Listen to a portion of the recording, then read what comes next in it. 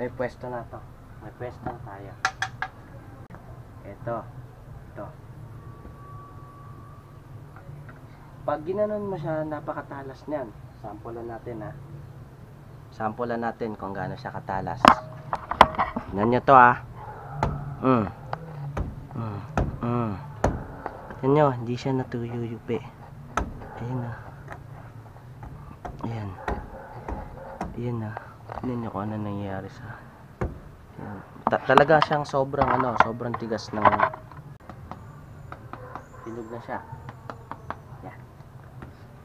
Hanapin nyo yun. Ito, pinakapuwet. Yan. Ayan ha.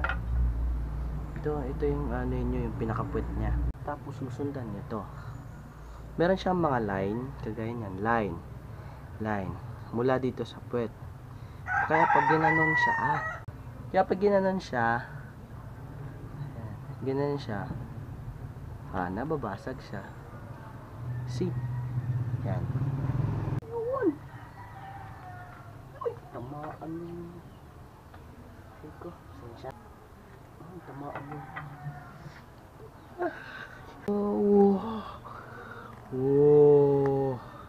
Aray. Bango.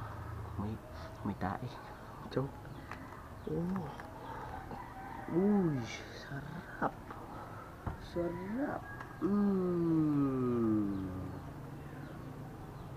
Charan! Sarap. Kakainin na natin to ngayon.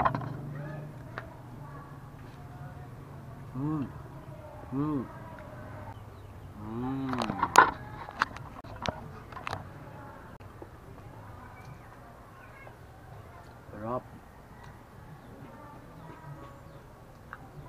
Col! Buto na durian. Tawag dito sa Bisaya, liso. Liso ng durian.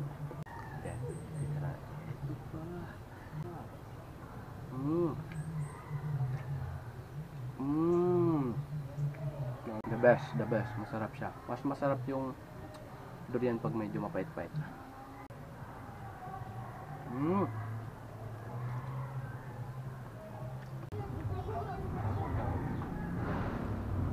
Sarap.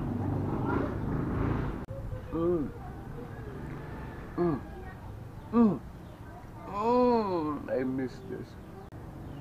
Nagpapawis na. Sarap. May one of my favorite fruit. Tatlo. Last one. Alam nyo ba na ang isang buto, nakasama to ha, yung laman ng isang durian ay katumbas ng 2 basong fresh milk. Sabi ni Kuya Kim.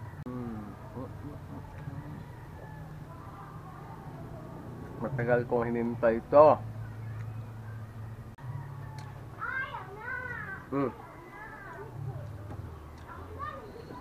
Naka-4 na buto ako, di ba? Naka-8 basong fresh milk na ako. Lakas ko na. Bye.